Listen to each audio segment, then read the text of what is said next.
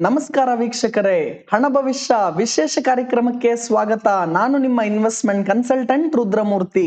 ಇಂದಿನ ವಿಶೇಷ ವೀಕೆಂಡ್ ಪ್ರೋಗ್ರಾಂನಲ್ಲಿ ನಿಮಗೆ ನಾವು ಷೇರುಪೇಟೆಯಲ್ಲಿ ಹೂಡಿಕೆ ಮಾಡೋದು ಒಳ್ಳೆಯದಾ ಅಥವಾ ಮ್ಯೂಚುವಲ್ ಫಂಡ್ಗಳಲ್ಲಿ ಹೂಡಿಕೆ ಮಾಡೋದು ಒಳ್ಳೆಯದಾ, ಈ ಷೇರುಪೇಟೆಗೂ ಮ್ಯೂಚುವಲ್ ಫಂಡ್ಗೂ ಇರುವಂತಹ ವ್ಯತ್ಯಾಸಗಳೇನು, ಯಾವುದು ಯಾರಿಗೆ ಸೂಕ್ತ, ಇದೆಲ್ಲದರ ಬಗ್ಗೆ ಇನ್ ಡೀಟೇಲ್ ಮಾಹಿತಿಗಳನ್ನ ನಿಮ್ಮ ಇವತ್ತಿನ ಸ್ಪೆಷಲ್ ಹಣ ಭವಿಷ್ಯದ ಕಾರ್ಯಕ್ರಮದಲ್ಲಿ ನಾನು ಮಾಹಿತಿಯನ್ನ ಕೊಡ್ತೀನಿ. ನಿಮ್ಮ ರುದ್ರಮೂರ್ತಿ ನಿಮ್ಮ ಸ್ಪೆಷಲ್ ಹಣ ಭವಿಷ್ಯದ ಕಾರ್ಯಕ್ರಮದಲ್ಲಿ ಮೊದಲನೇದಾಗಿ ಯಾರ್ಯಾರು ಷೇರುಪೇಟೆಯಲ್ಲಿ ಡೈರೆಕ್ಟ್ ಇನ್ವೆಸ್ಟ್ಮೆಂಟ್ ಮಾಡಬೇಕು ಅಂತಿದ್ದೀರಾ ನೀವು ತಿಳ್ಕೊಳ್ಳಿ. ಮ್ಯೂಚುವಲ್ ಫಂಡ್ಗೂ ಷೇರುಪೇಟೆ ಡೈರೆಕ್ಟ್ ಇನ್ವೆಸ್ಟ್ಮೆಂಟ್ಗೂ ಏನ್ ವ್ಯತ್ಯಾಸ ಅಂದ್ರೆ, ನಿಮಗೆ ಕಾಲಾವಕಾಶ, ಕಲಿಯಕ್ಕೆ ಆಸಕ್ತಿ ಹಾಗೂ ನಿಮಗೆ ಷೇರುಪೇಟೆಯನ್ನ ಟ್ರ್ಯಾಕ್ ಮಾಡೋದಿಕ್ಕೆ ಟೈಮ್ ಇತ್ತು ಅಂದ್ರೆ ಅವಾಗ ಮಾತ್ರ ಡೈರೆಕ್ಟ್ ಇನ್ವೆಸ್ಟ್ಮೆಂಟ್ ಅನ್ನ ಮಾಡಿ. ಇಲ್ಲ ನಮಗೆ ಟ್ರ್ಯಾಕ್ ಮಾಡೋದಿಕ್ಕೆ ಶೇರ್ ಮಾರ್ಕೆಟ್ಗೆ ಟೈಮ್ ಇಲ್ಲ, ಅಥವಾ ನಾವು ಆಫೀಸಲ್ಲಿ ಬ್ಯುಸಿ ಇರ್ತೀವಿ, ನಮಗ್ ಮಾರ್ಕೆಟ್ ಮೇಲೆ ಕೆಳಗಡೆ ಹೋದ್ರೆ ಯಾವ ತರ ನೋಡ್ಬೇಕು ಅನ್ನೋದು ಗೊತ್ತಾಗ್ತಿಲ್ಲ, ನಮಗ್ ಕಲಿಯಕ್ಕೆ ಆಸಕ್ತಿ ಇಲ್ಲ, ನಾವು ನಮ್ ದುಡ್ಡನ್ನ ಯಾರನ್ನ ಪ್ರೊಫೆಷನಲ್ ಮ್ಯಾನೇಜ್ ಮಾಡೋದೇ ಬೆಟರು ಅಂತ ಏನಾನ ಇದ್ರೆ ಅವಾಗ ಮ್ಯೂಚುವಲ್ ಫಂಡ್ಗಳಲ್ಲಿ ಹೂಡಿಕೆ ಮಾಡೋದು ಒಳ್ಳೇದಾಗತ್ತೆ.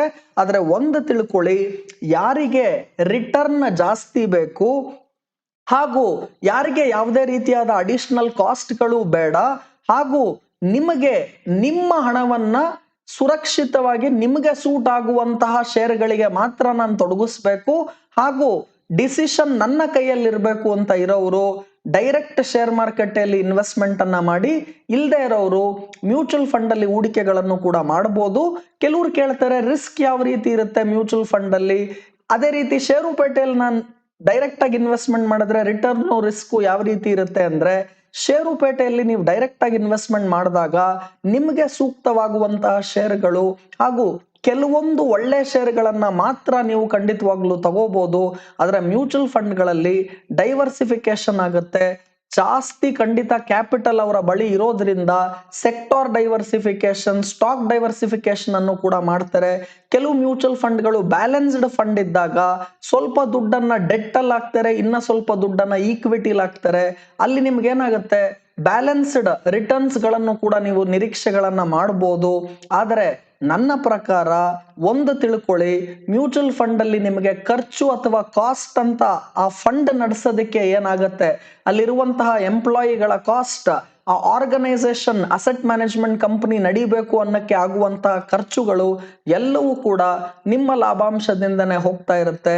ಹಾಗಾಗಿ ನಿಮಗೆ ಅಧಿಕ ಲಾಭ ಬೇಕು, ಮಾರ್ಕೆಟ್ಟು ನಾನು ಒಳ್ಳೆ ಶೇರ್ಗಳಲ್ಲಿ ಹೂಡಿಕೆ ಮಾಡಬೇಕು ಹಾಗೂ ನನಗೆ ಖಂಡಿತವಾಗ್ಲೂ ಟೆಂಪರಮೆಂಟ್ ಮತ್ತೆ ಟೈಮ್ ಇದೆ, ನಾನ್ ಮಾರ್ಕೆಟ್ ಅನ್ನ ಟ್ರ್ಯಾಕ್ ಮಾಡಿ ಹೈಯರ್ ರಿಟರ್ನ್ಸ್ಗೋಸ್ಕರ ಡೈರೆಕ್ಟ್ ಇನ್ವೆಸ್ಟ್ಮೆಂಟ್ ಮಾಡ್ತೀನಿ ಅಂದ್ರೆ ಮಾಡಬಹುದು.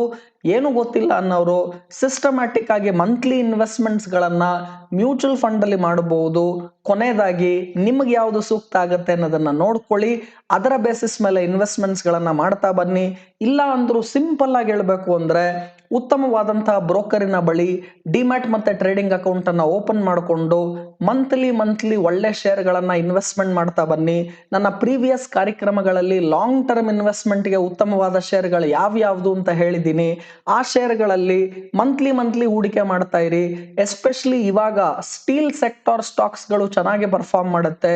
ಸೊ ನೀವು ಅದರಲ್ಲಿ ಜೈಂಟ್ ಆದಂತಹ ಟಾಟಾ ಸ್ಟೀಲ್ಗೆ ಹೂಡಿಕೆಯನ್ನ ಮಾಡಬಹುದು, ವೇದಾಂತಗೆ ಹೂಡಿಕೆಯನ್ನ ಮಾಡಬಹುದು. ಲಾಂಗ್ ಟರ್ಮ್ಗೆ ಸಿಸ್ಟಮ್ಯಾಟಿಕ್ ಆಗಿ ಇನ್ವೆಸ್ಟ್ಮೆಂಟ್ ಮಾಡ್ಕೊಂತ ಬನ್ನಿ.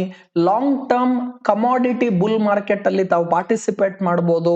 ಅದೇ ರೀತಿ ಲಾರ್ಜ್ ಕ್ಯಾಪ್ ಸ್ಟಾಕ್ಸ್ ಗಳಲ್ಲಿ Reliance industry, Infosys, TCS, HDFC bank, Kotak bank, Axis bank, ICICI bank, SBI, Canara bank, ಈ ತರ ನಿಮ್ಮ ಹೂಡಿಕೆಗಳನ್ನ ಉತ್ತಮವಾದಂತಹ ಶೇರ್ಗಳಲ್ಲಿ ವಿಂಗಡಣೆ ಮಾಡಿ. FMCG ಮತ್ತೆ ಫಾರ್ಮಾ ಸ್ಟಾಕ್ ಅಲ್ಲೂ ಕೂಡ ಒಳ್ಳೆ ಇನ್ವೆಸ್ಟ್ಮೆಂಟ್ಸ್ ಗಳನ್ನ ಮಾಡಬಹುದು. ITC, ಹಿಂದೂಸ್ತಾನ್ ಯೂನಿಲಿವರ್, ಡಾಬರ್ ಅಂತ ಕಂಪನಿಗಳು, ಸನ್ ಫಾರ್ಮಾ, ಡಿವಿಸ್ ಲ್ಯಾಬ್, ಈ ತರವಾದಂತಹ ಡಾಕ್ಟರ್ ರೆಡ್ಡಿ, ಇದು ಕೂಡ ಒಳ್ಳೆ ಶೇರ್ಸ್ ಗಳಾಗುತ್ತೆ. ಇದೆಲ್ಲವನ್ನ ಒಳಗೂಡುವಂತಹ ಉತ್ತಮವಾದಂತಹ ಪೋರ್ಟ್ಫೋಲಿಯೋ ಮಾಡಿ ಇನ್ವೆಸ್ಟ್ಮೆಂಟ್ಸ್ ಗಳನ್ನ ಡೈರೆಕ್ಟ್ ಆಗಿ ನೀವು ಕೂಡ ಮಾಡಿ. ಈ ಎಲ್ಲಾ ಮಾಹಿತಿಗಳು ತಮಗೆ ಹಣ ಭವಿಷ್ಯದ ಕಾರ್ಯಕ್ರಮದಲ್ಲಿ ಪ್ರತಿ ವಾರ ಒಂದು ಕನ್ನಡ ವಿಡಿಯೋ ಅನ್ನ ಅಟ್ಲೀಸ್ಟ್ ಕೊಡ್ತಾ ಇದ್ದೀನಿ. ಹಾಗೂ ಅನೇಕ ಜನ ತಿರ್ಗಾ ಅಲ್ಲಿ ಬರೀತಾ ಇರ್ತೀರಾ, do only Kannada videos, do only Kannada programmes more ಅಂತ. ನಾನು ಕೂಡ ಕನ್ನಡದವನು, ಆದ್ರೆ ಒಂದು ತಿಳ್ಕೊಳ್ಳಿ, ಇಡೀ ವಿಶ್ವಕ್ಕೆ ಇವತ್ತು ಮಾಹಿತಿ ಬೇಕಾಗಿದೆ, ಕನ್ನಡದವ್ರಿಗೂ ಮಾಹಿತಿ ಬೇಕಾಗಿದೆ. ಕಾಮನ್ ಲ್ಯಾಂಗ್ವೇಜ್ ಅಂದ್ರೆ ಇಂಗ್ಲಿಷ್ ಆಗಿರೋದ್ರಿಂದ ಇಂಗ್ಲಿಷ್ ಅಲ್ಲಿ ಆದಷ್ಟು ಕಾರ್ಯಕ್ರಮಗಳನ್ನ ಕೊಡ್ತಿದ್ದೀನಿ. ಯಾಕೆ ಅಂದ್ರೆ ಕನ್ನಡದವ್ರು ಏನು ಅಂತ ಇಡೀ ವಿಶ್ವಕ್ಕೆ ತಿಳಿಲಿ. ನೀವು ಕೂಡ ಎಷ್ಟು ಅರ್ಥ ಆಗುತ್ತೆ ಅಷ್ಟು ಇಂಗ್ಲಿಷ್ ಅಲ್ಲಿ ಖಂಡಿತವಾಗ್ಲೂ ಕಲೀರಿ. ಹಾಗೂ ಎಷ್ಟು ಅರ್ಥ ಆಗುತ್ತೋ ಅಷ್ಟು ಖಂಡಿತ ನಿಮ್ಗೆ ಅದರಲ್ಲಿ ಡೈಲಿ ಸಿಗ್ತಾ ಇದ್ರು ಕೂಡ ವಾರಕ್ಕೊಂದಾದ್ರೂ ಕಾರ್ಯಕ್ರಮ ಕನ್ನಡದಲ್ಲಿ ಕೊಡ್ತೀನಿ. ಬರೀ ಕನ್ನಡಲ್ಲಿ ಡೈಲಿ ಕಾರ್ಯಕ್ರಮ ಮಾಡಿ, ಡೈಲಿ ಕಾರ್ಯಕ್ರಮ ಇಂಗ್ಲಿಷ್ ಅಲ್ಲೂ ಮಾಡಿ ಅಂದ್ರೆ ಬೇರೆ ಕೆಲಸಗಳು ಕೂಡ ಹೆಚ್ಚಿಗೆ ಇರೋದ್ರಿಂದ ನನಗೆ ಎಷ್ಟು ಸಾಧ್ಯವೋ ಅಷ್ಟು ಖಂಡಿತವಾಗ್ಲೂ ಕೊಡ್ತೀನಿ. ಇದನ್ನ ಖಂಡಿತ ನೀವು ಅರ್ಥ ಮಾಡಿಕೊಂಡು ಇನ್ನ ಉತ್ತೇಜನವನ್ನ ನನಗೆ ಕೊಡುವ ಮುಖಾಂತರ ಈ ವಿಡಿಯೋವನ್ನ ಆದಷ್ಟು ಜನಕ್ಕೆ ಫಾರ್ವರ್ಡ್ ಮಾಡಿ, ಶೇರ್ ಮಾಡಿ. ಇಂಥ ಉತ್ತಮವಾದಂತಹ ಕಲಿಕೆಗಳನ್ನ ಉಚಿತವಾಗಿ ವಿತೌಟ್ ಎನಿ ಆಡ್ಸ್ ಆಲ್ಸೋ ನಿಮಗೆ ಫ್ರೀ ಆಗಿ ನಾನು ಕೊಡ್ತಾ ಇದ್ದೀನಿ. ನನಗೆ ಇದರಿಂದ ಏನು ಲಾಭ ಬರದೇ ಇದ್ರು ಕೂಡ ನಿಮಗೆ ಕಲಿಕೆಯ ಲಾಭ ಏನ್ ಬರುತ್ತೆ ಅದನ್ನ ನೋಡೋದೇ ಕೂಡ ನನಗೆ ಲಾಭ ಹಾಗೂ ನನಗೆ ಖುಷಿ ತರುತ್ತೆ ಅಂತ ಹೇಳ್ತಾ ಇಂದಿನ ವಿಶೇಷ ಕಾರ್ಯಕ್ರಮವನ್ನ ಮುಗಿಸ್ತಾ ಇದ್ದೀನಿ.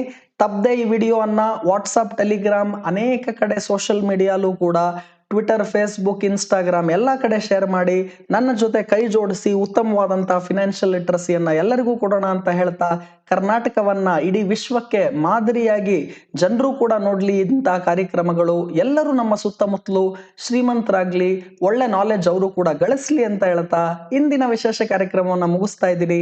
ಮತ್ತಷ್ಟು ಕಾರ್ಯಕ್ರಮದೊಂದಿಗೆ ಮುಂದಿನ ವಾರ ಬರ್ತೀನಿ. ಅಲ್ಲಿವರೆಗೂ ನಮಸ್ಕಾರ.